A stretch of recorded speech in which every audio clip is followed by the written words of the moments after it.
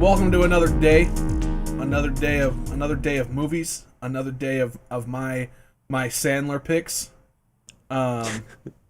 I'm serious. I think all of my picks, one of them is going to be an Adam Sandler movie. Well, luckily that can you only can go do on that for for a so long long. time. It can go on for a while, but eventually it'll be like, okay, this isn't even worth talking about. Like, we're definitely not going to do Jack and Jill. Like, Oh, I mean, we're getting there. We're dangerously close to getting there already. I can feel it around the corner. I just want to see Al Pacino. Al Pacino. Oh, what was it? Didn't he have Does he, a frap? does he- He had like Dunkachino a or something? Dunkachino, yeah, that's what it was. A Dunkachino. They dragged poor Al Pacino into this, dude. Fucking Adam Sandler. Okay, well, hello everyone. Welcome back to Hello. Reviews from the West. We're doing a little differently today. I'm talking today. That's Yeah, right, you just took Victor. command. I'm taking command. That's fine. This is Go my for it. ship. I run the stars here, and I follow the sea. The other way around. I run the sea, and I follow the stars. Is that a reference to something? No, I'm just a pirate. All right, I You dig know how it. they do the I'm thing? just a pirate. You know how pirates do the thing? They're like, yeah, well, this star is there. So that means I need to go, right? Is that a pirate thing? Speaking of pirates, I got some sea shanties I could throw on while we're talking. Oh! You bought sea shanties. Dude, Stephanie got this for me. that's awesome. Blow, boys, Dope. blow. Songs of the sea. Hell yeah. Dude, one of the Yeah. last D&D sessions we were in, dude was running sea shanties exclusively for the music. Yes. Nice. All right. Well, I'm in charge of the questions for my. I think we talked about the way we're gonna do it is person's choice. They also come up with questions to ask the boys. So, I'm starting this off with a good one. Ready? All right. Fuck, marry, kill. Right? Okay, Nick. Fuck, marry, kill. Spielberg, Tarantino, Scorsese. Dude, Tarantino, Spielberg, Scorsese. Mary Spielberg. Of course. He's got money. Yes. I mean, they all have money. And Scorsese is like, yes, but like, he always goes over budget in his movies. That's true. That could be Spielberg a just sitting financial pretty. problem.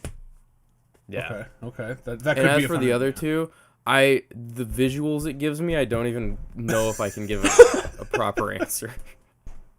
I mean, everyone knows what they're in for with Tarantino, right? Yeah, your toes are Yeah. getting sucked straight up. Feet and feet and violence. Yeah. That's all you You're get. getting your ass beat and you're sucking some toes. That's all. That's the only thing you know about.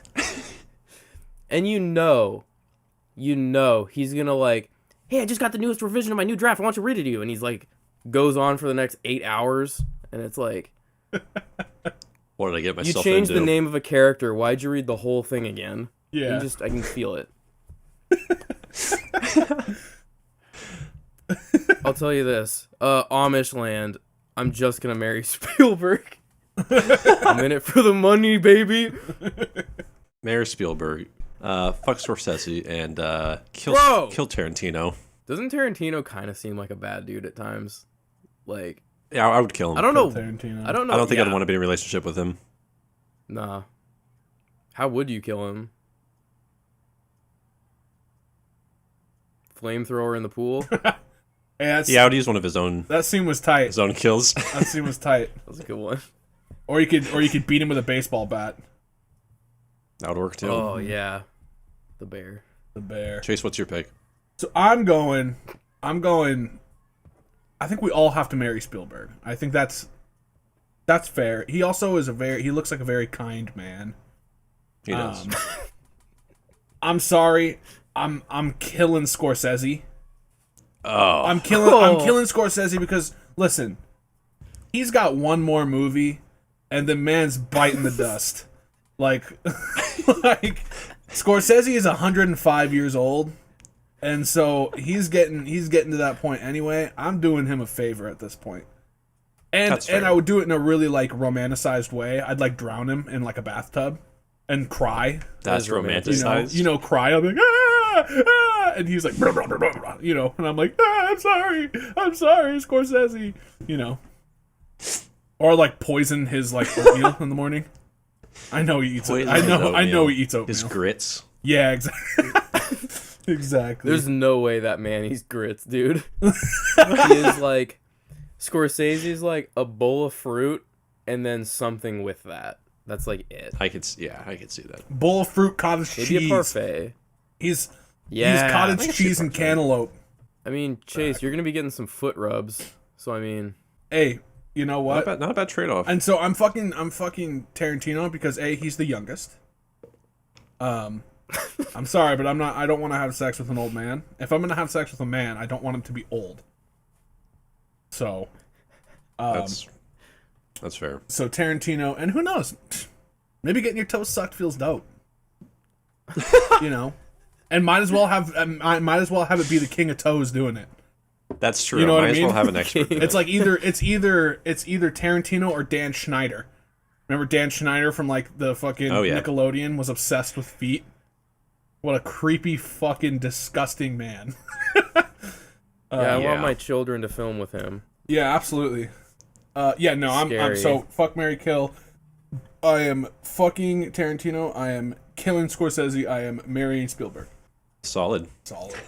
Solid list. Shit bangs, dude. Literally. Yeah.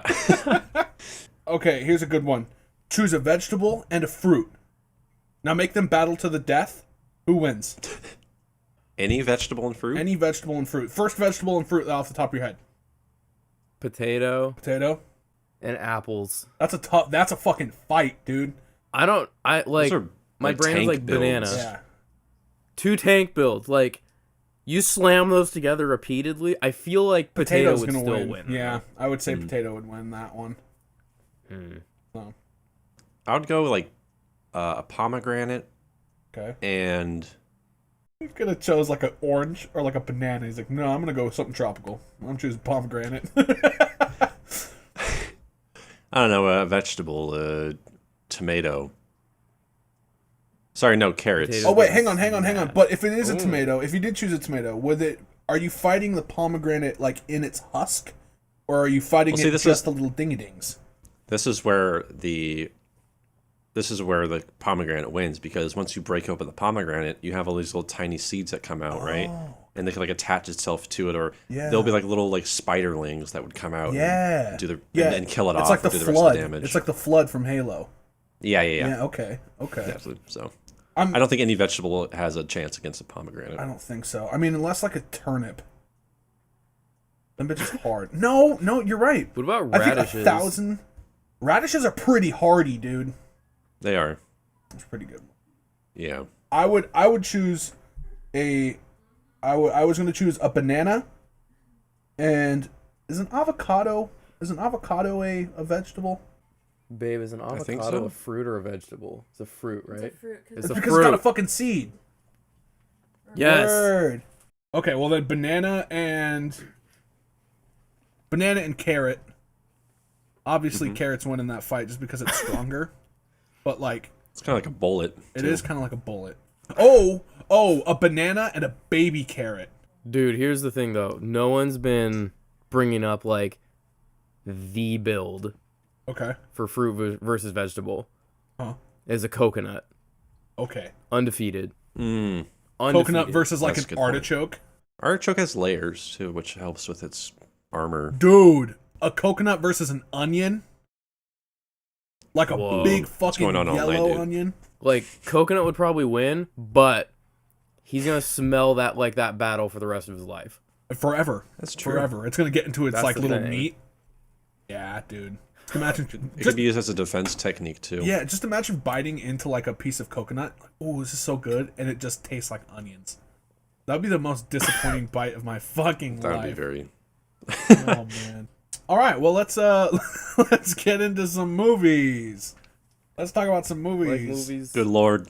We should make a food podcast where we talk about Oh, that's different Dude, foods speaking that of fight. food. Speaking of food. Oh no! We eat. No! Whoa! What ooh, the hearty fuck? That looks meal, great. boy. I like it. Is that eating. what? What was the other thing? Lift it up again. I might have looked at something wrong. What's on the This looks toast? like burnt toast. What's above the egg? Avocado. What's the? Oh, is that just burnt toast? It still looks very good. Thank you. I'm sorry, it looks great. I just didn't know what the fuck it was. Oh, really? I thought it was like black bean paste or something. That's so funny. You That know. was no. First thought when it gets here, I'm like, cool. All right. Well, so this week was Chase's picks. He had chose Under the Skin and Don't Mess with the Zohan. Chase, why did you pick these two films? So, as you guys know, I've been wanting to do two drastically different films, but also I want to choose a movie every week that I haven't seen. And so, last time I chose Eyes Wide Shut and Little Nicky. Very drastically different films, and Kind of. and this week I chose Under the Skin because I haven't seen it before. I watched a video about how they did like the water scene, like when the guy's like sinking into the water, and I was like, how the fuck have I not seen this movie? This is gorgeous. And so I was like, screw it, I'm gonna watch it, and I'll choose that. And then You Don't Mess with the Zohan. I mean, come on, it's a classic, dude. How am I not gonna choose it?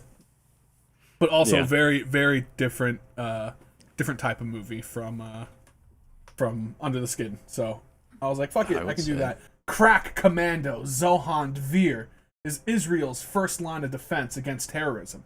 But despite his prowess as a soldier, he dreams of just one thing: becoming a hairstylist in New York. When a battle with his arch nemesis, a terrorist called the Phantom, gives Zohan the opportunity to fake his own death, he flees to the Big Apple to follow his dreams. However, the Phantom learns that he is still alive. This is my first time seeing it. I never seen this film before. I gotta say, I enjoyed this. Yes. Yeah. Yes. This is by far my favorite Sandler movie, and it's arguably one of his worst. And so I'm happy. It strikes an interesting balance. Oh, dude. Is it even arguably bad? Like, that's like objectively. I mean, compared to Little Nicky, because I think that is because like I said, I haven't seen many Sandler comedies. But compared to Little Nicky, I enjoy this a lot more. Yep. I think because it is so, it's not as cringy, or it's cringy, but not as like, I don't know what it is about Little Nicky, but that just makes me cringe. This one, it's more just ridiculous, and like Zohan is essentially a superhuman. Exactly. And there's no reason to it, but it's hilarious. It's such a stupid movie, but I had a lot of fun watching it. It's crazy to think about how a movie like Zohan is more over the top than a movie like Little Nicky, where he's literally the son of the devil, and this movie takes itself less seriously than that.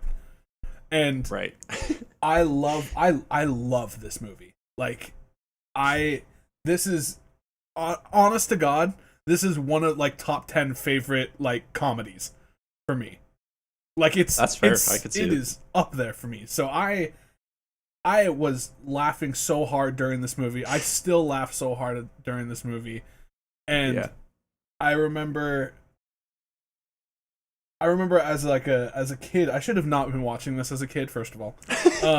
But as a kid, I remember there's a little intro, the little intro song in the beginning goes, Mashi Baba, Mashi Baba. I used to say, my friends and I would sing that little line at like recess all the time. Like, we would just walk around, Mashi Baba. And I don't know what the fuck it means. I don't even know if it's real. I don't even know if it's real. There's a chance that it could not be real, you know? Right. And so this movie is so nostalgic for me. I liked the beginning of the film with the hacky sack, and the random beach shenanigans, him catching a fish with his butt. Dude. I like the bowl where he's like pulling the bowl, and he's got like a girl on his shoulders. Yeah. Some of the bits in this made me laugh so hard. Yeah. I remember it's still at the start, but I remember it was just like laughs nonstop when the movie was starting. The scene where the dude's literally on the ceiling. Dude, when it's oh upside my down and he God. like fucking scurries away. And he bolts and then blasts out the window. Dude. That was the last thing I ever expected. Oh, that's so good. And honestly, there's some great wire work in that opening fight scene too. Like the stunt work, like good wire stunt work, like being pulled and stuff like that. It I recently watched all the DC movies to get ready for Justice League. Oh yeah. And in Batman versus Superman, there's a scene where Batman kind of enters like this like I think it's like they're at like a harbor, and they're at like this dock bay area, like in this warehouse, and there's this fight scene, and it really reminds me of the opening fight scene from fucking Zohan. And so the whole time I was like, oh my, because there's the wire stunts and stuff where people are getting pulled into walls and shit and like kicked through walls. Right. This like, dude. So I had to stop watching Batman v Superman because I was like, dude, this is too much. This is too much like Zohan. You got to replicate the greats. This is an influential movie. Yeah. Exactly. Dude, I was so happy to see. He's not in much. I love him in Curb Your Enthusiasm, but Shelley Berman, Zohan's father, he's such a funny. He's such a good actor. The way he delivers his lines, he only plays essentially himself in everything, but it's like perfect. It's just like disgruntled Jewish elderly man. It's always funny. Also, like whoever plays Phantom, what's his name? John Turturro. John Turturro. Yeah, he's pretty John great too, and everything he's in. Totino's? Yeah, John What do you mean? Totino's Pizza. A big Totino's Pizza. That's right. Yeah. Him on the ceiling, crawling away. Dude, that shit was so fucking funny. I think the scene where it's like in the water. They're like in the water, like standing in the water. Dude, I love. And they have the grenade and they pull the fucking. Zohan pulls like a racquetball, like racket out of his ass. Like not actually out of his ass, but he does. He just. And then they don't talk about it. I love shit like that. Like we're talking. Absolutely. We're talking about Clifford. And the scene where he like gets the lasso and pulls the kid, and they don't fucking say anything about it. It's exactly, dude. It was this. There's so much of this, and there's so much of that in this movie, and it just, it's fantastic. It's Adam Sandler has a beautiful grasp on just insanity comedy, and dude. See, that's why it's hard for me to like hate a movie like this, because I find that stuff to be so funny. So funny. And when, they start using ping pong paddles with a grenade, and they're like, I feel no pain, and they're each just like doing They're really arguing. He's like puts the piranha on his neck. Yeah. It's like it's stuff like that just it's so much fun for me to watch. I can't hate a movie like this. I can't even say I dislike it. There's so much to talk about in this movie. But there's also so little to talk about because every scene is something that you're like, yeah, this was absolutely insane. Like when he folds people up into fucking pretzels. Yeah. Like what? Like you, Victor, you said that you had never seen this movie before, and you said that all you knew is that he wanted to be a hairdresser. Right. And so you not knowing that he also has this superhuman spy background, what did you think when it got to that point, or in the beginning where you're like, oh shit, he's not just a hairstylist, he's also a fucking assassin? Like what? I think it's first evident when I think he's fighting against some guys, and he's like dodges bullets, takes apart a gun in like 1 second flat. I wasn't expecting it, but I wasn't like, what the hell? It was more just like my brain was slowly processing it as it was happening, and didn't expect it. I thought he was just the goofy hairstylist, an Israeli soldier who decided he wanted to be a hairdresser. Not that he was a superhuman. I love the kind of I love that in the beginning they have the dialogue about the Israeli and Palestinian like conflict, and they they have because there's that one guy that like he's fighting and he kicks off the balcony, and like he's falling and they're like he's falling super slowly and he's talking about it.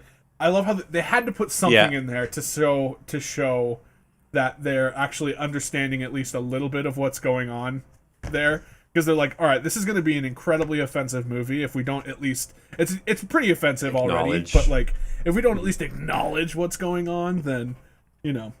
Yeah, there's this surprisingly large amount of like relevant to that time period, like political and world definitely events. Definitely.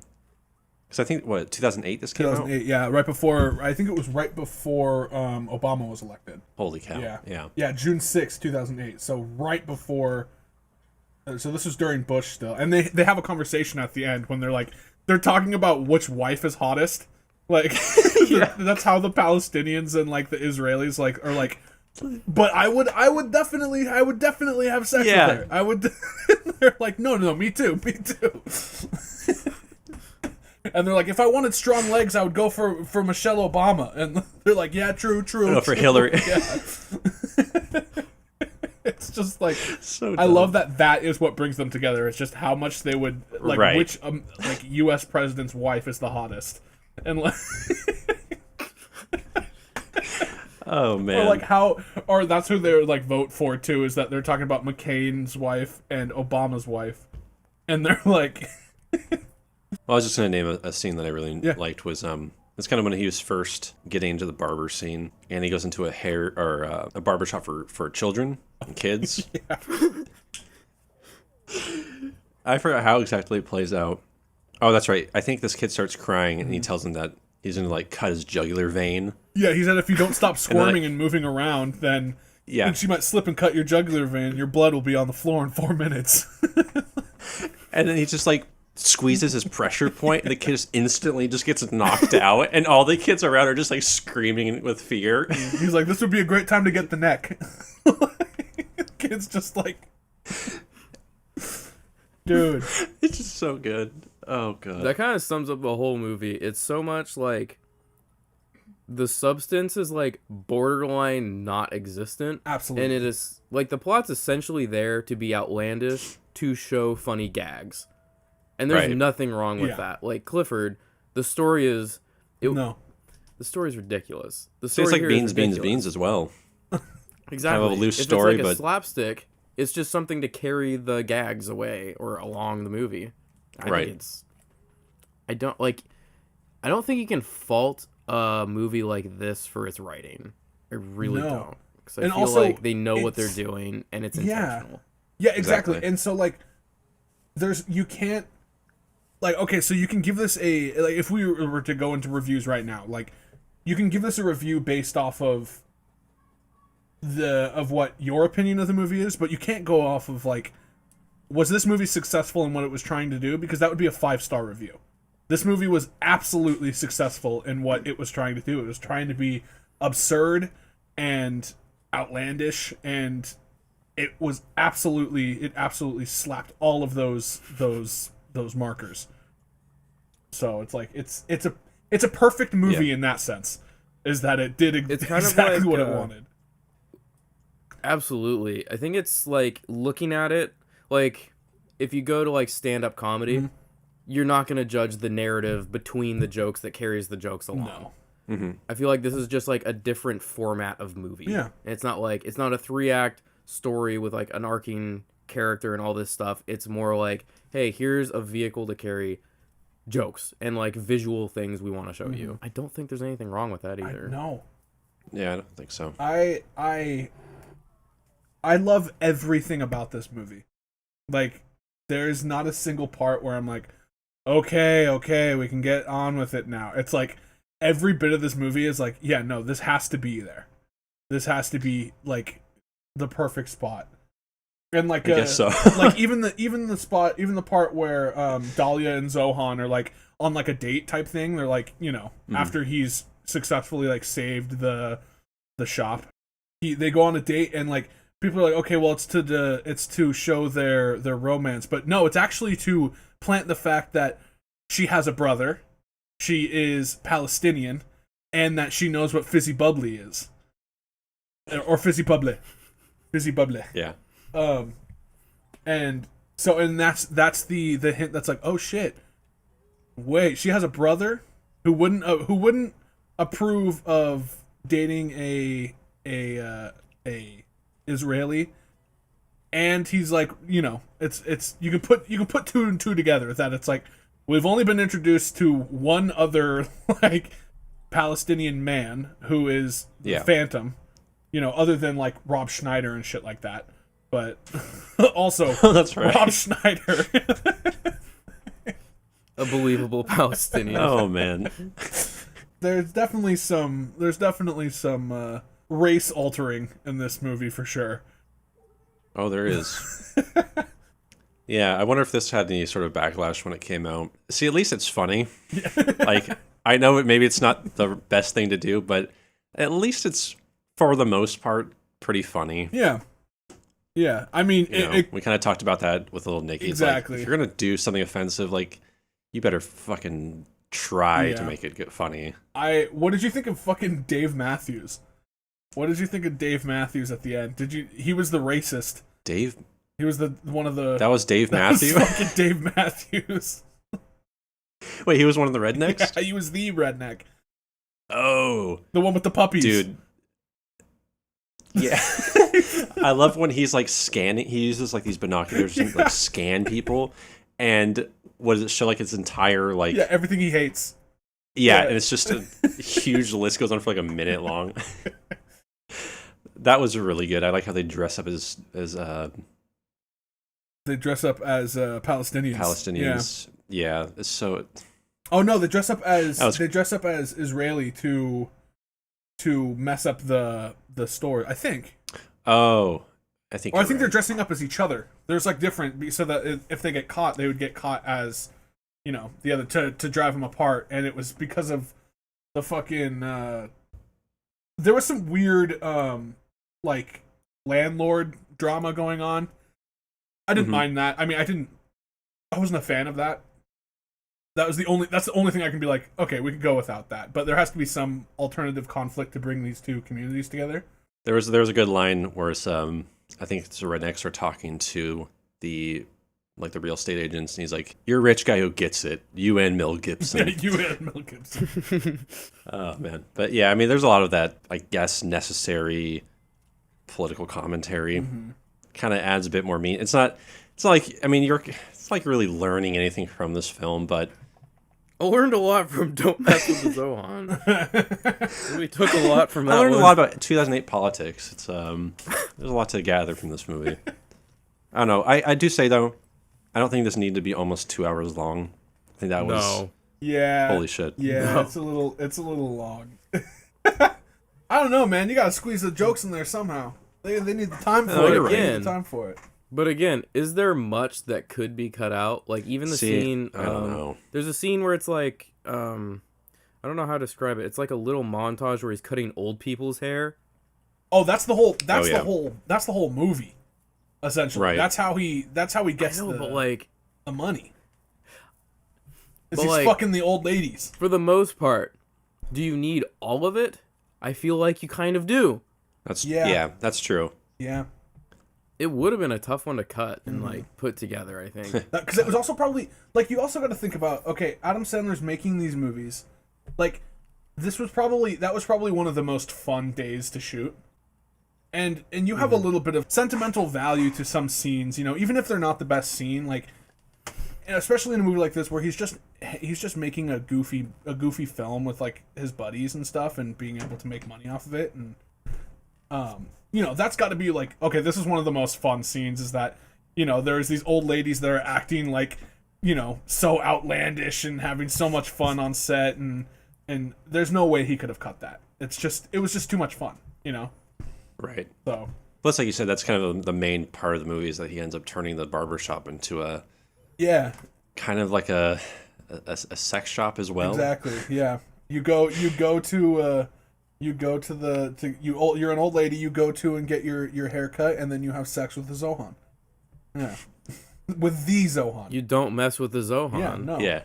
You just don't mess with them. I like the fact that the whole title is also called You Don't Mess with the Zohan. The fact it starts with you. Yeah. Yeah. You don't mess with the Zohan. Oh, Judd Apatow helped write this. That would help. That probably helps why it was also kind of funny. Judd Apatow's a funny ass dude. I like all the disco. Disco, yeah. Disco good. Yeah, I love when he's talking to like Nick Swardson. Oh, dude. Oh, that's right. I forgot He's talking to Nick Swardson, and he goes, "No, we go to disco." And he goes, "Why would I want to go to a disco? Why would I want to go to a disco, Zohan?" He's funny in everything he's in. He's so good. Absolutely. I don't think he's a leading star type guy, but he is one of my favorite like side characters in Grandma's Boy. Dude, he's so fucking funny. Oh man. I just remember how much I liked him in Reno 911. Yes. Always funny. As the roller skating prostitute. Always funny. Other scenes. Let's hear him, Victor. Plow through him. Oh shit, I don't know. The disco break at the hacky sack game, that was good. That was really good. With Kevin James. Oh yeah, that's right. Yeah. Mariah Carey's there as well, of course. There, yep. They almost get into a fight in her like dressing room, Zohan and the Phantom. Mm-hmm. They don't. They really don't. It's really stupid. I love how Phantom comes in to Mariah's like place, and he's just got like the biggest boner. Like it's like enormous. It's like it's like one of those baseball bats you get at like a Mariners game. Like for sure. And they're like, "Oh my god." They're and of course he's coming around with his arms behind his back and everything too, and it's just like sticking straight. Made it as obvious as possible. Oh. Jeez. I don't really have much else to say. There's just too many jokes and stuff for me to like mention. Yeah. Mm-hmm. It's pretty nonstop with its jokes and humor. This is one of I will to this day I will stand by it. This is one of the funniest movies I've ever seen, and it is terrible that is my opinion, but I am standing by it till I die. Dude, I think I gotta maybe agree with that, because when I think about comedies that I really enjoy or that I think are very funny, I always go to like Airplane is like my most obvious. That's like my go-to. But I haven't really thought about all the comedies that I've really enjoyed, and I mean, I laughed a great deal. I laughed a lot. I would say this might be up there. This entire like I don't think I would say it's a favorite, but maybe a couple more viewings and I might have a soft spot for it. Yeah, thank you, Chace, for picking Adam Sandler films. Of course. I'm thinking I'm gonna keep doing it. I wanna go I think earlier stuff is better, like they're better movies as a whole. But I wanna keep going with later after You Don't Mess with the Zohan, it just kinda to go all downhill. And so I might actually choose Jack and Jill for the next one. Because I just remember my dad's ex-girlfriend looked exactly like Adam Sandler as Jill. I'm so if she's listening, I don't think she is, but if she is, I'm so sorry, but that is exactly what you look like, and I am so sorry, but I couldn't watch the movie because I'm like, wow, that.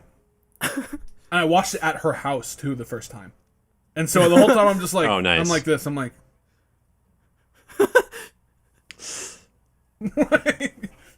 Looking identical. Yeah. But yeah, I don't know. I'm not sure. I think I want to stick with the Adam Sandler movies because I was telling Ryan, I was with Ryan last week at some point, and I was telling him I don't think that I have any hate towards Adam Sandler anymore. I think that I was like a lot of people are like, I hate Adam Sandler movies. I love Adam Sandler movies. There's some of them that I'm like, wow, that's so bad that I don't want to watch it again. But then there's gems like You Don't Mess with the Zohan that I'm like, this is fantastic. This is great. You know, I can't get over how good this movie is. And yeah. And also, like, if I was in the same boat, I had a bunch of money that I could make a movie and employ all of my best friends, and we can all be funny together and have a great time on set. Like, how are you going to get mad at that? You can't get mad at that. Yeah. You know, even if the movie is shit, whatever, you're still having fun with your friends. Like, that's probably why he's doing all of this. It's like, I get to live and do my career, and I get to make money just hanging out with my best friends and making shitty movies and laughing at them. You know? Yeah, and then every 10 years he makes a dramatic movie, and then, you know, like Uncut Gems or Punch Drunk Love or something like that. You know, yeah. I'm straight up. I'm giving this movie 4.5 stars.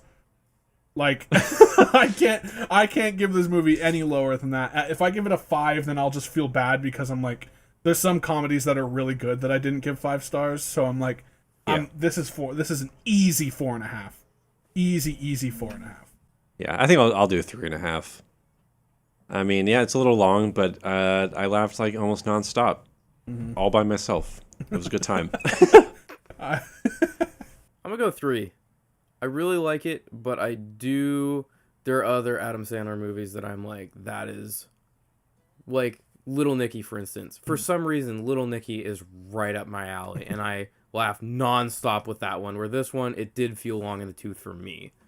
3 for me. That's fair. That Tarantino cameo, dude. Oh, man. That is the stupidest. Just thinking about his face with those eyes is still funny. All right. Our next film, a serious one, actually. You you don't mess with the skin. No, you do not. Under the Skin, disguising itself as a human female, an extraterrestrial drives around Scotland attempting to lure unsuspecting men into her van. Once there, she seduces and sends them into another dimension where they are nothing more than meat. I don't necessarily agree with that. I think they're nothing more than like a skin suit. That's kind of what I was thinking, but Chace, this is your first time, right? Yeah, Yeah, dude. I want to know what you think. Oh, it was so fucking weird. It's weird, but it's brilliant at the same time. Like it's showing the predatory aspect of like a man in regards to, you know, how I can assume I am not a female, but I can assume as a female a lot of this is kind of how men can come off as, especially, you know, it's pretty obvious with the white van and the, you know, the luring them in and stuff, but you know, it's kind of it's not eye-opening to me, but to some people I could see this being as eye-opening of how women kind of experience, you know, or seeing how men can give this kind of this vibe off to women, and that they're using it for their skin, they're using them just for their body, essentially, is kind of what it boils down to in this. And they were able to show that in a way that is less, they're able to show it in a way that is more consumable to an average moviegoer, where it's like, oh, this is an alien that's doing this, you know, not a you know, it's not just a very outright like this is a man that's doing it. But, you know, I also think starring someone like Scarlett Johansson, who is a beautiful woman that is literally a predator in this film until a certain point, and then she because it seems like these creatures, these aliens, they don't have sympathy or empathy for other beings until she meets the man who has the face deformity. Right. And she feels bad because he's the only man that wasn't trying to have sex with her. Like, all the other men she brought in were like super like, yeah, I'm gonna do this. But he was the only one that was like, I'm kind of freaked out and I kind of just want to go home. And she was being a predator to him, when all the other guys she just kind of lured, and they set themselves up, you know. And so after that, she sees the fly that's stuck in the mirror, and she kind of, or and she watches herself. I'm interested to see what you guys think about that scene, because I don't really understand her staring at the mirror and like what she's taking in, but then, like I said, she sees the fly that's stuck, and that fly is, you know, and then she lets the man out with the deformity, and then from then on out, she just kind of is she has kind of like an existential crisis. She doesn't know she does her being anymore. She doesn't know what she's supposed to do, And then she meets, I don't know anyone's names in this movie, but There's like no names. yeah, she meets the man that like on the bus that isn't creepy. He's very welcoming and like, you know, and then which is it kind of, it has kind of like an alternate motive from the film, I think, and it feels a little weird. It kind of, to me, how I took it is it kind of comes off as this man, that most men are going to be predatory and stuff like that, but then nice men will be able to, you know, make you feel comfortable and everything. And that's just kind of how I took it. I think that I might be looking too far into it, but yeah, I like how this movie is done. I like the execute. It's beautiful. It's a gorgeous movie. They do so much in so low light. There's barely any lighting. I mean, there's lighting, but it feels natural. I don't know if it is all practical lighting or not, but it feels like practical lights, like street lamps and car lights and interiors and stuff like that. Specifically, there's the very first shot in the film, or one of them, is the other alien that's on the motorcycle. I'm assuming that's another alien, right? It's the shot. He's got a black helmet on, and all you can see is the highlights of lights on his black helmet, and everything else is dark until he comes into light. Yeah, the shadows and stuff like that are super black. They're super dark. There's like no light coming out of those shadows. That's one thing I noticed too this time around, is the lighting and stuff like that is pretty perfect. When they're sent to the alternate dimension, those scenes are so perfectly filmed. It's just gorgeous. It's so cool. I like the dipping into the water. That's really cool. Is it water? Yes. Or was it like it looked thicker, right? Some sort of black substance. But I like how they don't stop. They just keep walking exactly. in. Like, they don't even notice it, really.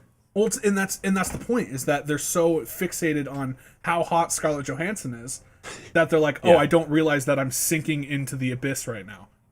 You know? Right. And so I fucking love the scene where they're actually in, you get the view from inside, and there's only one jump that got me in this movie. I don't think there's a lot, but when the suit just kind of, when his skin just kind of goes and like turns into skin, I was like, holy shit. Like, that scared it's me brutal. Too. It was so good. It's so cool though. It's like immediately like something got sucked out of it, and it's like, it's so fucking cool, dude. You know, I gotta say, I thought, because I've only seen this one other time, and that was when the film came out. That was the only time I've ever seen this. And I was afraid that this time around, I wasn't going to be really into the structure of the film, like the repetitiveness of like her luring men into her van and kind of like that very repetitive structure. Yeah. But for some reason, I was so captivated by all of this. I love this film. Yeah. I can't find a flaw with it. I almost find it to be a perfect film. It's really fucking good. Like, her doing that repetitive act shouldn't be so interesting, but God, it is. I don't know what it is about it. It's the way it's filmed, the music, the atmosphere. Her performance too. Dear God, this is one of the best Scarlett Johansson that I've seen, other than Lost in Translation. Lost in Translation is great, but you know, that movie was like what, 15 years ago almost, 20 years ago almost. Something like that in the 90s? Yeah. Or late early 2000s. Yeah. I think she was like 18 at the time. Like super young. Yeah, and the opening of this film I really dig too. What I love about this movie is that it's vague in some of those details, like you know, what exactly are these bodies used for? When they are captured, what is the purpose? Are they extracting them of their blood, of their, who knows? Yeah. It's never really explained, but the visuals and stuff there's like enough there for you to understand what's going on, like with the opening scene, like the construction of her eye and of her body. She's repeating words, trying to like get used to the English language. That was so cool. Super cool. Oh man, I love I thought at first it was the because it looked like what it was. It looked like it was a round pillar object inserting itself into a hole, and so I thought it was a sex, like it was just showing a version of sex that you were supposed to go ooh, and then it turns into a fucking eye. I was like, I did not see that coming. I was like, but it's such an abstract, it's so way to shoot that. It's beautiful though. The white is like perfectly white. Yeah, no, that scene's fucking cool. I love the repetitive like pills, build, like, you know, she's learning words right now. And I think that I just thought it was so cool. Something I can't get enough of is the music. The score is like perfect. The score is incredible. Absolutely. Yeah. Mika Levy, I think she's only done a handful of films, but she's incredible. Yeah. This is one of the scores that I will always think about when I'm making my own music, and it's just perfect. Damn. The music when really they're good. sinking into the abyss is so cool.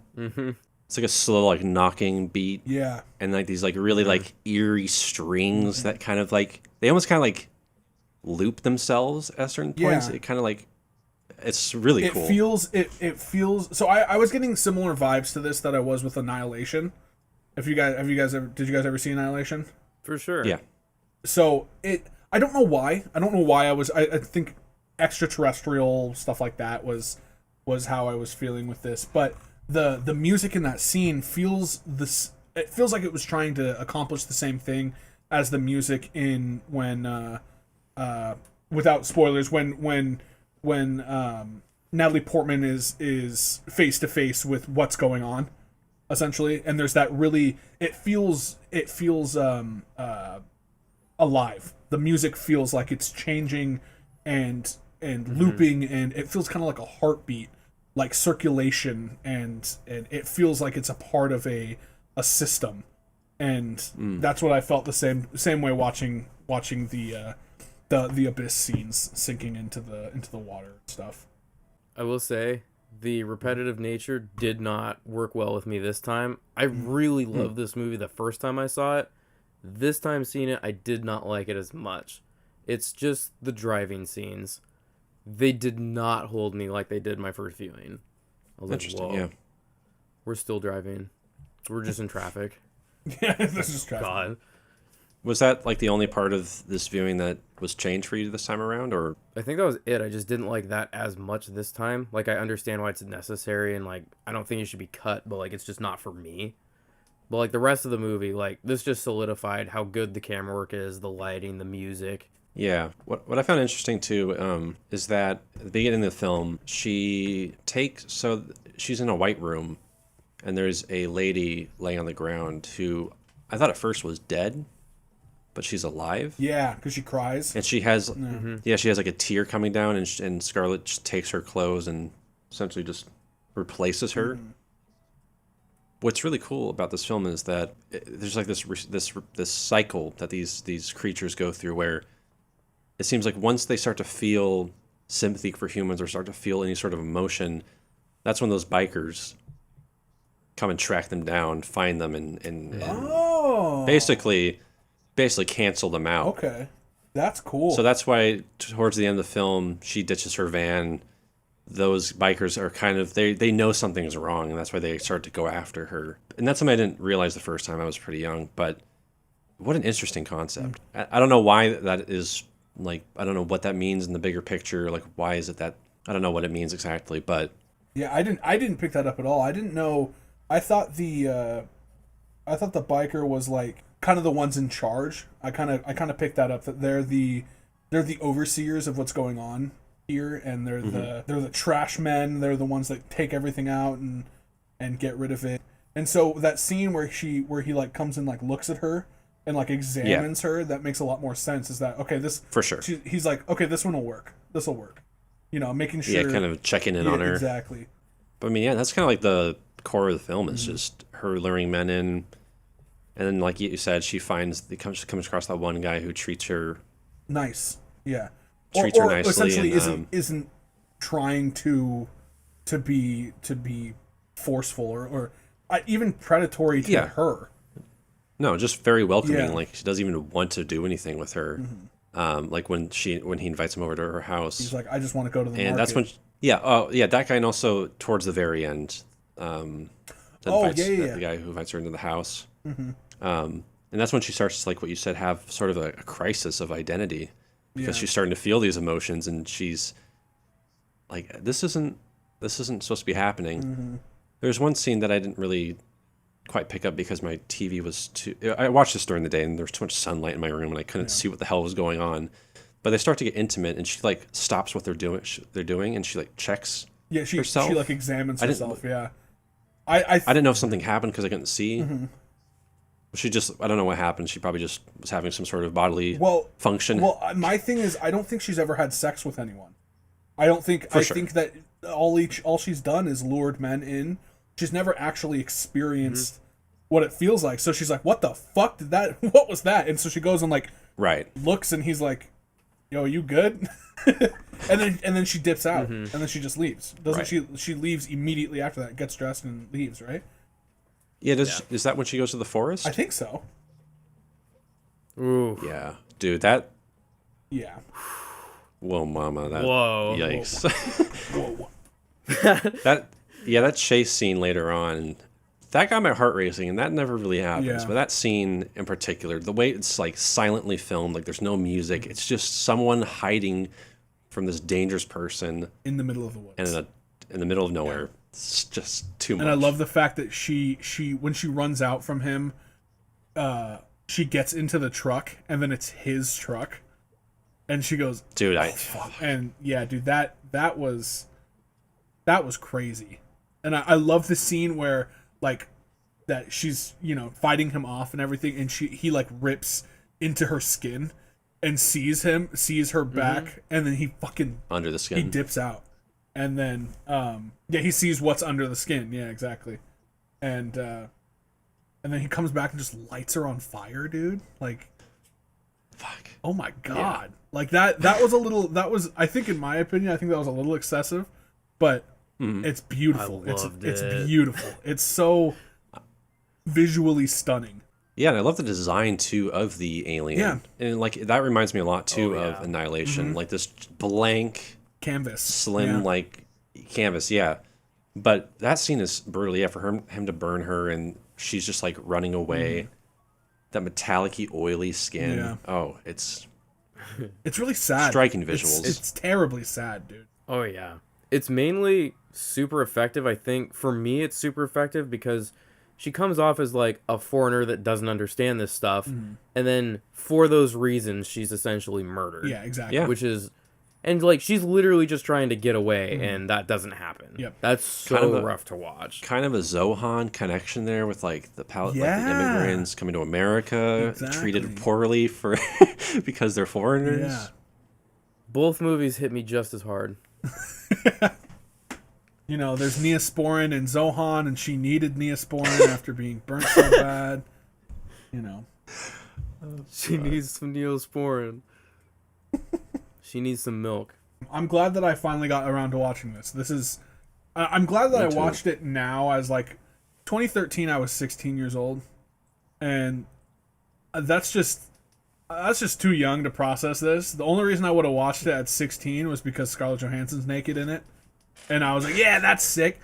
Dude, I didn't even process the fact that when she, like, during that full nude scene, I wasn't like, oh damn, she's hot. I was like, I literally didn't even have that thought in my head the entire time. Like, which is crazy because you'd think hot girl naked, you're like, whoa, yeah, cool. But no, that's just how that's reacting. Yeah, exactly. That's how successful of a film this is. It's like you don't even process that. You're like, this is a creature who is examining a foreign body that they are not like familiar with. Who directed this? This is Jonathan Glazer. Jonathan Glazer. I would like to look at more of his films. He's only made a few, but he did a short film last year called The Fall, which was quite interesting. I think it's called The Fall. The Fall. But I'd like to cover more of his films. I guess he's going to be doing some sort of World War II, like Holocaust film is his next movie. I don't know how that's going to go. I guess like one scene that really disturbed me, that one scene at the beach where like that family drowns. Saving Holy their cow! dog. Yeah, Yeah, that scene was really well done. really well done. And That's like heavy. making me feel some emotions. Well, it's interesting too because that's when she kind of starts to feel. She starts to kind of feel a little bad about it at a certain point because the baby, and then she sees the baby in the car, and it's definitely you can see that she's thinking about it. Because right. when the family dies, they leave like a fucking like a 1-year-old baby on the beach by itself. Mm-hmm. And That was rough. and then she's like the literal next scene, she's looking at a baby like trapped in the car, or not trapped. I think it was just in fucking traffic, Like next to her. And so it's obvious that she's thinking about the baby, you know, and Yeah, I think it's shortly after that too. She gets blood on her hands because some guy's like handing out flowers at like a stop. Yep, and he cuts his hand, and he's got the blood on his hands. Yeah. Yeah, it's like slowly as the movie progresses, she starts to question a little bit her identity. Yeah. Its identity, whatever. Yeah, I dug this, dude. I'm a fan glad of you this. liked it. Yeah, I'm glad. Like I said, I'm glad I finally got around to watch it at an appropriate age. I obviously was not mature enough at 16 years old to watch this. That would have been a totally different viewing experience. Oh yeah, I gotta say this is a film that I wish I could make. I don't know what it is about it, man, but like covering that it's sci-fi, but not in a super explicit way, I guess. Yeah. I mean, it's obviously sci-fi, but not in a kind of a corny, nerdy way, I guess. I don't know if that's right. If that's right to say. I'm offended by it for sure, but like I get it. Like there's just not like any sort of like sci-fi lingo or stuff like laser that. It's guns kind of and shit. That's what I'm into. Like I didn't even pick up at the beginning of the film in the apartment building she enters. There's like UFO craft lights above an apartment building. I was like, what I didn't even notice that the first time around. I noticed. I thought they were. At first, I was like, "Oh, it's just planes," and then they do this weird formation. I'm like, "Oh, okay, it's a UFO. Cool." Yes, it's not planes. Yeah, it's not planes. Right. But everything's so much in disguise. It's just such a weird movie. Very weird. And even like the environment too of Scotland feels. What I like is that they don't really make use. I don't know. I mean, they make use of the environment, but it's not really. I can't even find the word. It just feels a little weird. I mean, it glorifies nothing. Nothing For is sure. sacred in this movie. They just treat everything like, bah. Yep. Bah. Yeah. Anything else, fellas? Oh, I gotta say, shout out to Rude Sandstorm. Yeah, I noticed that in the fucking club. Yeah, that I was not expecting that. Shout out to Rude. Man. Cool. Well, let's do our goddamn ratings. I'm comfortable giving this a 4-star. I enjoyed this quite a bit, and I think it's weird and bizarre and beautiful, and it's like you're saying, it's sci-fi without feeling like super sci-fi. You know, there's barely any fucking dialogue in this movie if you think about it. Like literally the dialogue is this movie could be silent and you'd understand everything that was going on. There doesn't need to be there doesn't need to be any dialogue at all. I think being able to show an entire movie and being able to take the dialogue out and still understand exactly everything that's going on, not miss a single thing, is gorgeous. So and it's amazing. Yeah, I'm very comfortable giving this a nice 4-star. I would go 4. Personally, after this viewing, I'm gonna go 3.5. I think it's a 4, but my brain just can't do the driving scenes, as many as there are. I'll go 3.5, but it hurts giving a 3.5 with the score and the visuals that the movie has. Yeah. I think I'm gonna have to go 5. I think this might be my first 5 on the pod. Oh, I think. Is that your first 5? I think right.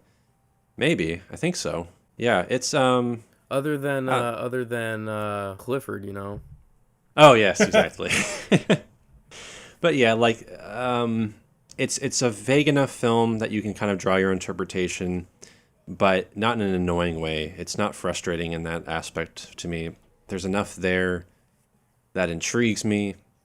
I find it to be thoroughly entertaining and bizarre. The visuals are just everything I want. The music is perfect. Yeah, the overall like core of the story is very interesting. You know, a creature kind of having an identity crisis, and watching this creature deal with that in an unknown way. It's all around just very bizarre. I also want to mention one scene that I thought was very poignant was when she lures that one guy with the deformation, the facial deformation, and as they're walking in that dark room, he asks if they're dreaming, and she says yes. I don't know what it was about that line that just like really hit me, because this character is so lonely and is just very, you can tell, very not wanting to go out of his comfort zone. He's very reclusive. Yeah. That moment just like for some reason really got me. There's so much you can draw from this. There's a lot to dive into, but I find it to be quite perfect. I can absolutely see where you want to give a 3.5, and I can absolutely see where you want to give a 5-star. Like there's so much to this movie that you can get. I would feel bad if someone gave this below a 3. I'd be like, how the fuck do you live with yourself, man? You uncultured swine. How dare you? You know. Mm-hmm.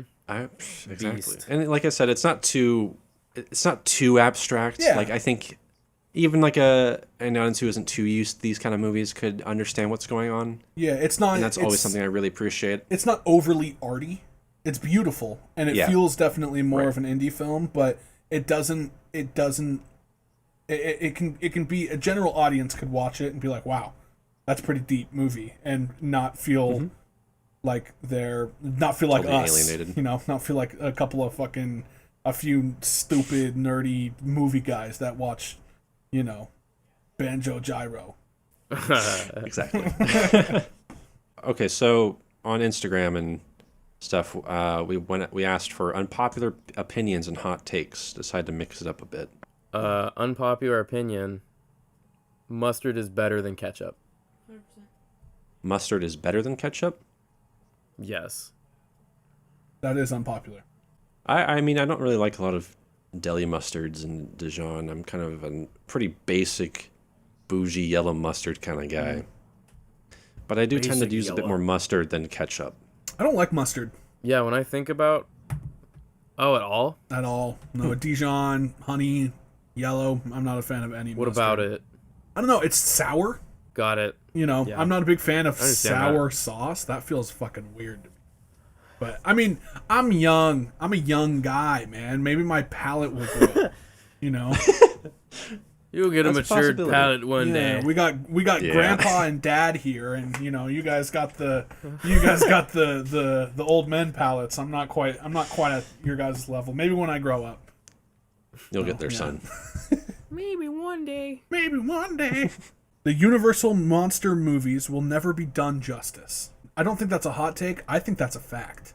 Yeah. Unfortunately. Like, are we talking like I mean, ever. ever? I'm You don't think talking ever? like 18,000 years from now. It's never happening. It cannot happen. I don't think so. Because I would love Yeah, to. it's gotten... Go ahead. Well, I was just going to say it's become too formulaic at this point. It's starting to follow a formula that like DC and Marvel films follow, where it like has to be a certain visual style. Like the last two films, different directors look exactly the same in terms of like visuals, and it's ugly as shit. I like, yes, there's some nice colors and big monsters, but it's filmed so obvious. It's like the most like obvious choice, and that's really sad that the most obvious choice is to film this like, oh, I can't stand it. Like it's all like medium shots, and what I love about 2014's Godzilla is the way it's filmed, the scale of the creatures, and it feels grounded and believable. I don't think it'll ever be done justice. So when we say Universal, Mediums are safe. It's that too is safe. true. Yeah, mediums are very safe. When we say Universal monster movies are we talking about like Godzilla, King Kong type, or are we talking We're talking like like Invisible Man type Dracula, thing? Frankenstein. Yeah, exactly. I Like hadn't Invisible Man was super good. I haven't seen it yet. but it's not at all. Wait, so we weren't talking about Godzilla? Oh. No. Well, why did I bring that up? Yeah, Jesus Christ, Victor. I immediately thought monsters. Universe. Okay, I'm gonna cut that out. Or I'm not. I'm gonna leave it in. There's my hot take on or Godzilla. Your hot take on the Universal monster movies is that Godzilla is an ugly movie. Damn, you guys should have stopped me. I didn't know. I was like, wait, we're talking about Dracula, right? I was like, you're talking about Universal movies as a whole and how they shoot them. I get it. I mean, for real, because The point got across. exactly, yeah. Because I know that the Mummy isn't fucking Tom Cruise apparently in this universe too, in the Universal monster movie. So like, That doesn't even exist anymore. The Dark Universe that was supposed to be part of. I think that's is that what you're talking about though? The Dark Universe, or is that something different? Dark Universe was essentially the reboot to the Universal monsters. Okay. Back in the day. And then, so is that a part of the Invisible Man, or is the Invisible Man now like the new start of it? Who knows at this point? I haven't seen any of them. I think like So the Invisible Man was the first good one that came out. So that will be the groundwork if they try to do this again. gotcha. Because I would love to see a League of Extraordinary Gentlemen type movie. Like, I don't know if you guys ever saw that, but it's like Jekyll and Hyde, sleepovers. Right? Yeah, Jekyll and Hyde, Invisible Man, fucking Van Helsing. Like, it was pretty cool, dude. I love the. It was dope. It's kind of like a grim fairy tale, but with movies, and like dark, like Victorian age novels and stuff, and it's kind of. It's the Avengers of that world, and it feels cool. I would have loved to see a new version of that, done a little bit better, because if I remember correctly, the movie was cool, but I don't think it was very good. But I haven't seen it in a while. I have it, but I haven't seen it in a while. So I think if they start to if the quality is anything like Invisible Man, I think we have a chance at something good in the future. Disregard my Godzilla discussion. I think there might be a chance, but that is a hot take, Ryan. That is a hot take. Okay, hot take. This is from Johnny Clyde Art. Shout out Johnny Clyde. He's a filmmaker. He made one of my favorite short films ever. Oh. He says, "Alien greater than Aliens." Facts. Big old agree. I fucking hate James Cameron. Yeah. I cannot stand James Cameron, dude. His movies are all the same. Yeah. I mean, Titanic is extremely different than like, but like. Are you sure? No, it isn't. No, you're right. No, it's not. It's not. And also, I mean, I have kind of a Ridley Scott is kind of my guy. Like, I mean, Blade Runner. This dude can do no wrong. So, I think Aliens is a more entertaining film and is aged better. Mm-hmm. But on a technical and influential aspect, Alien is much better in terms of atmosphere. There's a hot take. Yeah? Alien has not aged well. Like, at all. Oh, I said Aliens has aged better than Alien. I know, but you're saying Alien has not aged well. Yeah. And it hasn't. It's not. It's the same thing with like Terminator. That rubber suit looked like Dookie now, dude. Yeah, there's some stuff in Dookie now. Yeah, it's definitely aged, but there are so many aspects of it that are like on the money. Yeah, I just love the. After watching Alien and then going back and watching Aliens the next day, I was like, I mean, I liked them, but I was like, what the fuck? Why are we turning this into a space war movie? This is stupid. We should keep it at this like horror roots. Like, okay, Aliens is like got horror elements to it, but it's not by any means scary. Like Alien, I was like, this is fucking scary. Like when she's trying to get into like the pod to like go into cryosleep and like get sent back to Earth, and the alien is in the shit and like trying to reach its way in. Dude, I was like That shit's terrifying. That is so scary. And then the new one is like, it's just Avatar, dude. It's just Avatar. Alien Covenant? No, Alien. Okay, Or Alien Covenant. Aliens. Alien Covenant. I actually kind of dug, but I had because I like the xenomorphs. I think they're goofy, and I think they're spooky. But Yeah, I agree. I also haven't seen Prometheus. I remember we were talking about it in the group chat when I was going through. I have only seen Alien and Aliens. I haven't seen Alien 3, or Alien Resurrection. That's fine. And then, but Also fine. I'm thinking of You don't just need to see them. I'm thinking of just starting at like watching Prometheus and then kind of picking up from there because apparently it's like a reboot almost. So It's kind of like a prequel. but Yeah, more prequely.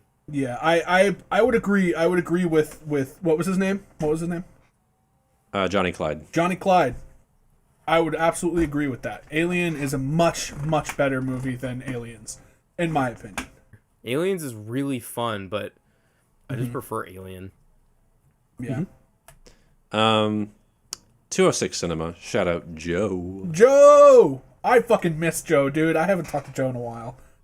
I'm gonna. Send him a I think message after I think this is going to be a personal attack to Chase. Oh shit! Goddamn. Timothy Chalamet Chalamet. is extremely overrated.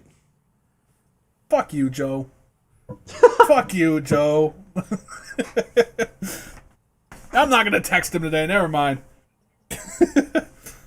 I think great. He's a good actor. I think I've said this and I will say this and I will keep saying it. He is this generation's James Dean, and I hope that he keeps his. I hope that he lives, because I think that he is a charming individual, and I think he's captivating in everything that he does. Like I don't know if you guys have seen Beautiful Boy, Yeah. but Oh yeah, he's good in that. it's not a fantastic movie, but he is mind-blowingly good in that movie. Him and Steve Carell are both fantastic. And I mean, hey, I'm excited to see him in Dune. Mm-hmm. That'll be fun. But no, I do not agree with you, Joe. I kind of agree with him. I think there's definitely a fan base for him. That's because he's a fucking pretty skinny boy with a nice jawline. Pretty e-boy. Yeah. Good jawline. He has a He's a great fantastic. jawline. He's built like a Dorito. he's got Dorito chin. His chin is like this. We need to get someone to Photoshop that I'll do it. to fit his face on Dorito. I think he's good, but I think he is overrated a little bit. Ryan, you better not get this wrong. Here, I'll fall totally neutral. I can't think of anything I've ever seen him in. There you go. That's fair. Word. Okay, that's. So he probably is overrated, but he's probably not either, because I've never heard of him. So, like, who knows? I'll never know.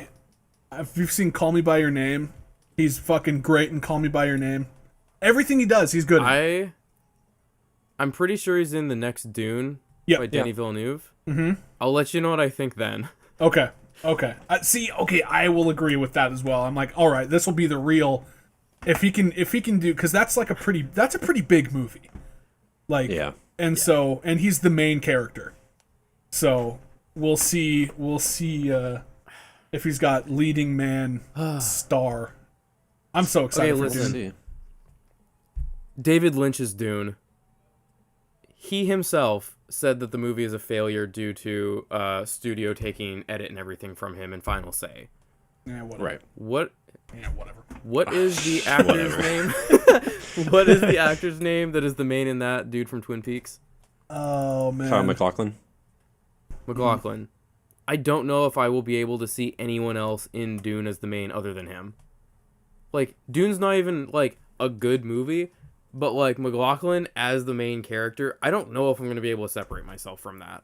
I haven't seen that Dune yet. And it's on Hulu, so I should really I want to take a watch it. I want to take It's a not watch. awful. It's as cheesy as like Star Wars. Like it's Star Wars. Like the original Star Wars is cheesy. Like That's the thing. Everyone's like, Star Wars is beloved, but it's just Dune.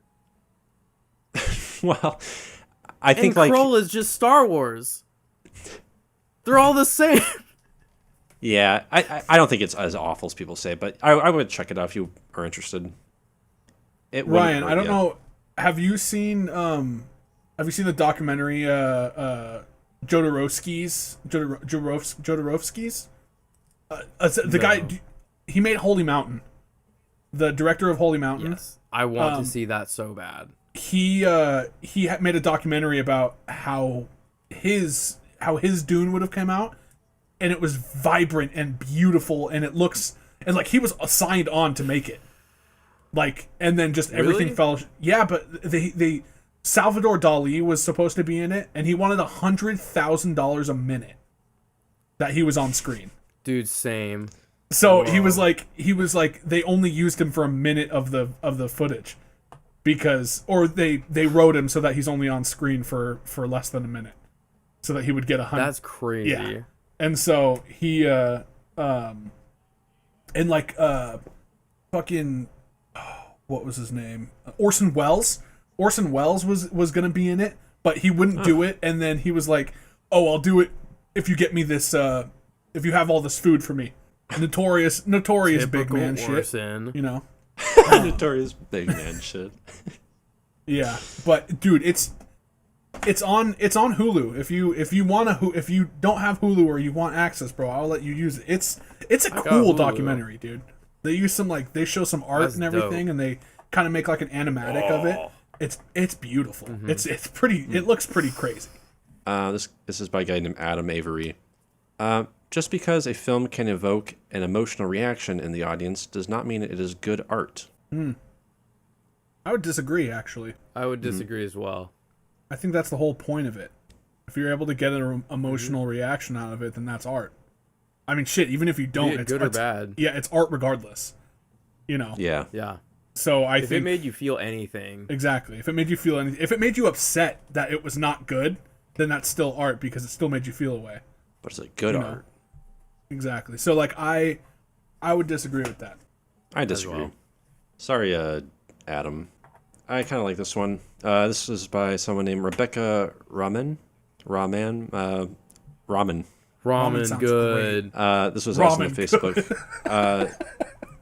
group. She says, the supposed need for gritty realism in every genre of film, from action to drama to romance to musicals even, has sucked out a great deal of creativity from contemporary filmmaking.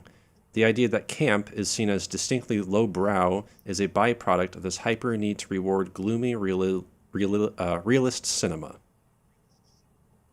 Okay. I disagree with both points. Yeah, well, I agree that gritty is very much on this side of the screen. Gritty is like hindering artistic value and voice. Camp is kind of schlock. But if you go somewhere in here, somewhere in this region, you're Yeah. set. Yeah, I think that I kind of agree with what she's saying, but at the same time, I think campiness, and this on itself is a hot take. I think having something be campy is lack of planning and lack of Preach. process. because I think if it's coming off as campy, then you didn't think hard enough on how to make it come across unless you're trying to make it come across campy. Yeah, but If you're if like, it's oh, this is a intentional. campy moment. If it's an unintentional, then it's just laziness, in my opinion. And I know that I've made shit that's like, okay, that's kind of campy, and I'm like, yeah, it's because I didn't really put a lot of thought into it, you know. But if I'm trying to make something Dude. campy, then that's fine.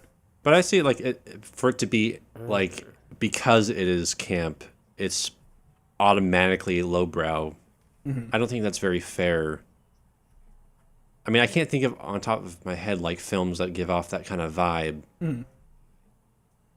that are, I not would say lowbrow. both are a writing crutch. Lowbrow writing crutch. Because gritty realism, both are a writing crutch. Gritty realism is, again, like you said, unless it's what you're going for. Yeah. It's, okay, rather than being creative, what is a realistic way to handle, like, X, Y, and Z? And it's That's like, fair. okay, we can't do this because it has to be this way. Same with campy. It's like we could make it like serious or like whatever, but hobble my way into the campy region, you know. But it does work at times, but it's just, I don't know. But I think what's trying to get at is like the obsession and need for gritty, realistic cinema. Like I think that was especially evident in like superhero films. Is that like when, you know, you have Marvel who was more lighthearted and jokes around a bunch, but it seemed like when DC films were coming out, everyone was like, "Holy shit, Batman's dark again," and we want every single DC film now to be like DC. We got dark and gritty realism. We have blood.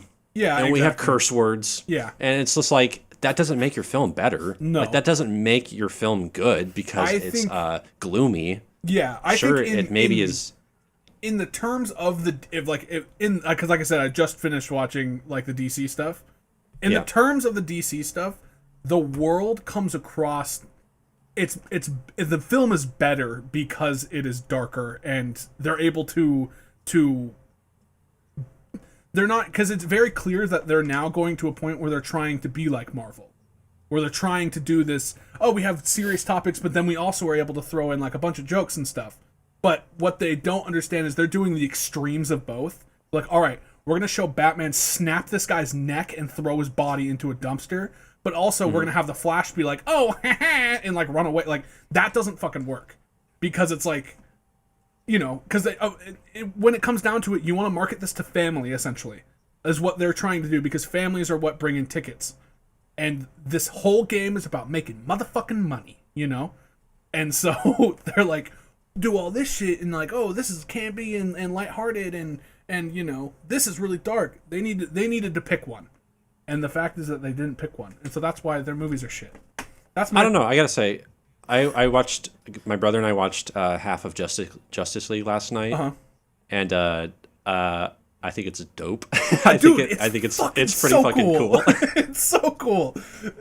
Like, I was really like, that first hour, I was like, oh yeah, those slow motion scenes with that music, like that scene with the Flash. I was like, but anyway, cool. Yeah, I think that does.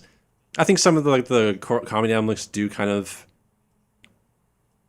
distract from the story, like the world a bit, but I think they do handle that gritty gloominess really well. Snyder does. It feels purposeful. It doesn't feel. It's his style, so that's why I really am into that. I think it feels necessary, it works, and that's why I'm like, I'm curious. Again, this is the last thing I'm gonna say about the DC thing because it's fresh in my head. That's why I'm curious to see of how they're going to bring this universe back together and make this cinematic universe.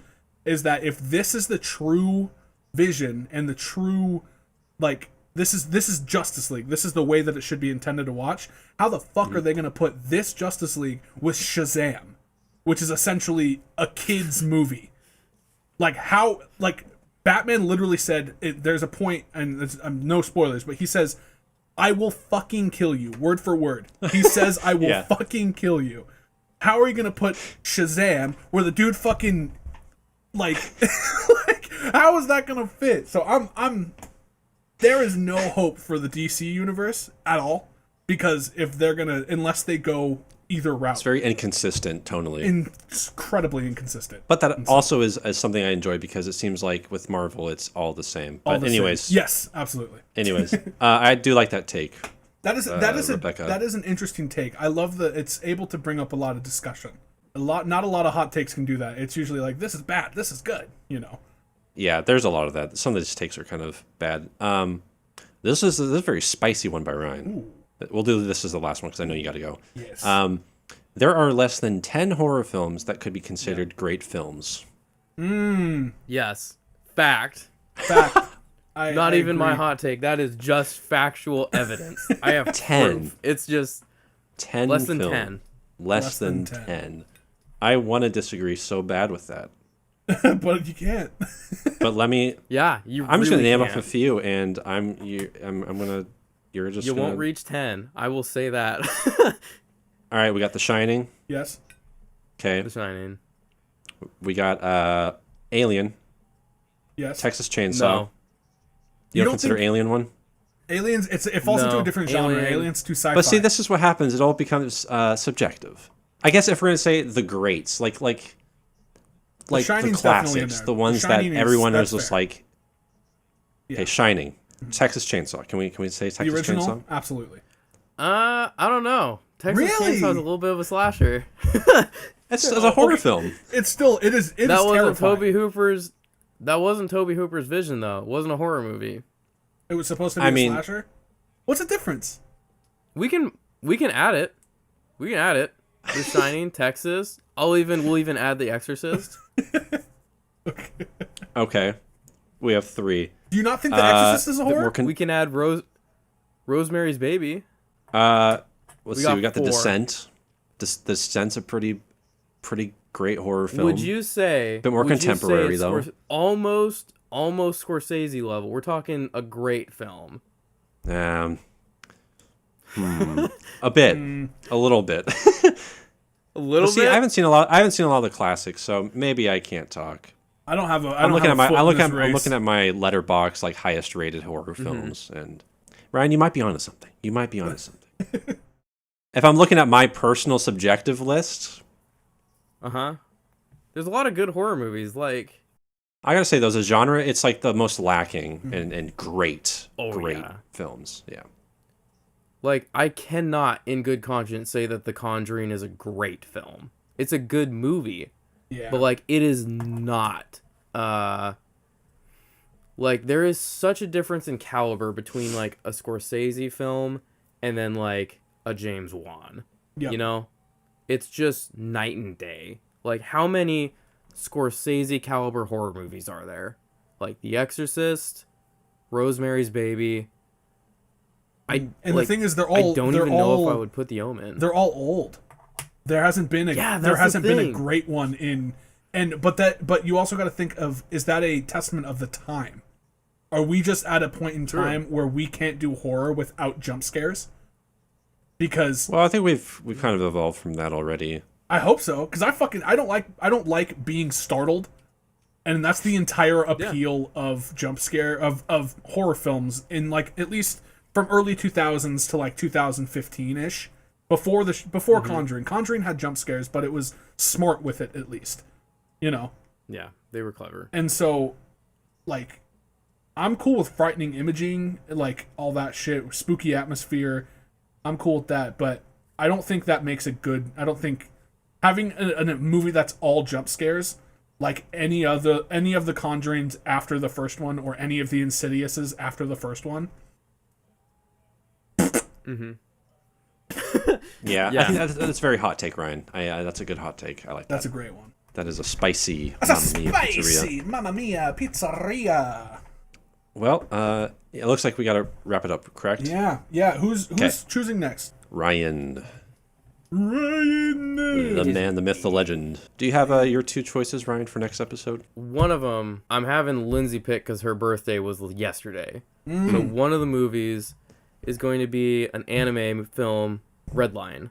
Ooh. I don't even know if I should hint at the other one I'm thinking, because I'm not 100% on my choice. I have like 2 or 3 fumbling around. I might wait because I really want to make sure I'm like, yes. Word. Okay, so that is that. Expect that film next episode, and make sure you're following us on Instagram, Facebook, and blah blah blah blah blah blah blah. Yes, follow us. Thanks for listening. Baba bing, bada boom. Woo! Bye.